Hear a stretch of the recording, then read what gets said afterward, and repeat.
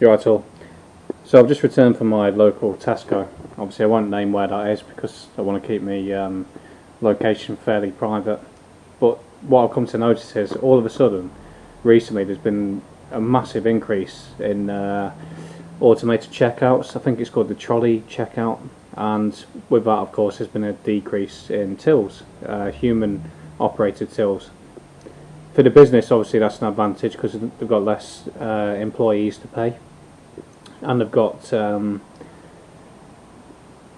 more checkouts that they can squeeze into that little area. It's like in a little rectangular pen, almost like a sheet pen for us to go and operate the machines in. There's one person kind of monitoring in case someone gets into any trouble with the automated tills.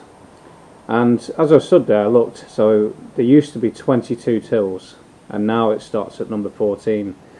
So that leaves us with what, 8 tills left, and 2 of them are card only, if not more.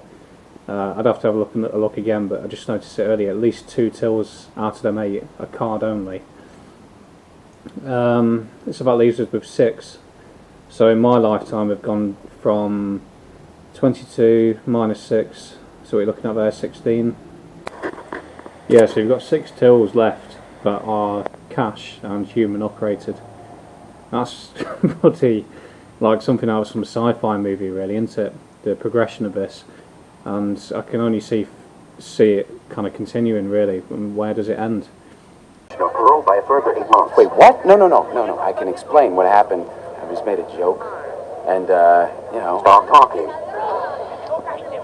Elevation in heart rate detected. Would you like a pill? No. Thank you. Would you like to talk to a human? No, I am okay. Thank you. Are you being sarcastic or abusive? Negative. Leaves you with 6 tills that are human and cash operated. Also, as it goes, I'm friendly with the foreigners that work on the tills, and I've got nothing against them, but they are largely operated by foreigners as well. So you can't win either way. You want to be served by an English person, but you can't. And Tesco is a multinational corporation anyway. It couldn't care less about English identity and things along them lines.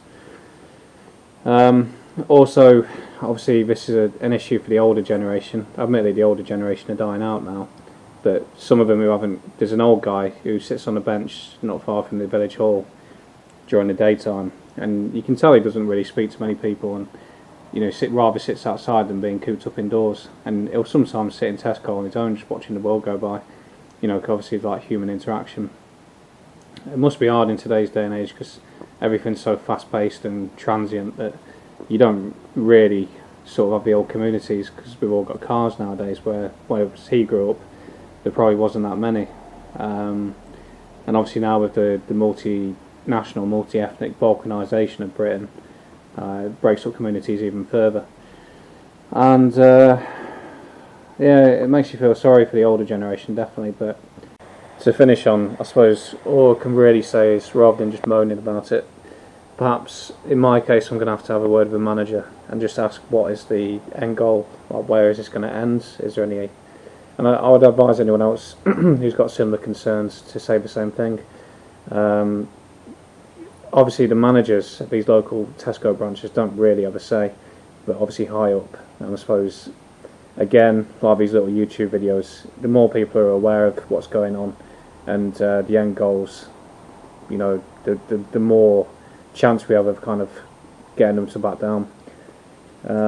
It's better than doing nothing, isn't it? And that's it. Cheers.